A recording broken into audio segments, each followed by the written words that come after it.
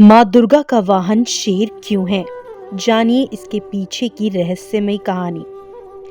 एक पौराणिक कथा के अनुसार माँ पार्वती ने भगवान शिव को पाने के लिए कठोर तपस्या की थी। हजारों वर्षों तक चली इस कठोर तपस्या के फलस्वरूप माँ पार्वती ने शिवजी को तो पा लिया, पर तप के प्रभाव से वो खुद सांवली पड़ गई। एक दिन शिवजी ने माँ पार्वती को काली कह दिया। ये बात माँ पार्वती को इतनी बुरी लग गई कि उन्होंने कैलाश त्याग दिया और वन गमन किया। वन में जाकर उन्होंने घोर तपस्या की। उनकी इस कठिन तपस्या के दौरान वहां एक भूखा शेर उनका भक्षण करने के इरादे से आ चढ़ा, लेकिन तपस्या में लीन माँ पार्वती को देखकर वो शेर चमत्कारिक रूप से वहीं रुक गया और माँ पार्वती के सामने बैठ गया और उन्हें निहारता रहा।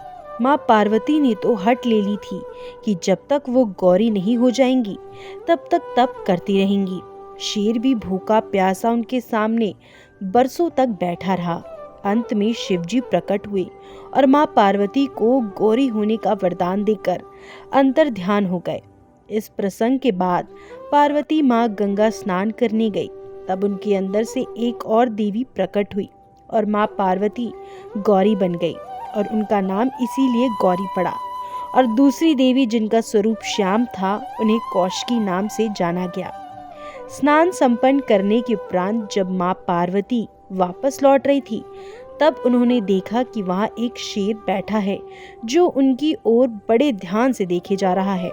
शेर एक मांसाहारी पशु होने के बावजूद उसने माँ पर हमला नहीं किया। ये बात माँ पार्वती को आश्चर्यजनक लगी। फिर उन्हें अपनी दिव्य शक्ति से ये भास हुआ कि वो शेर तो तपस्या के दौरान भी उनके साथ वहीं पर बैठा रहा।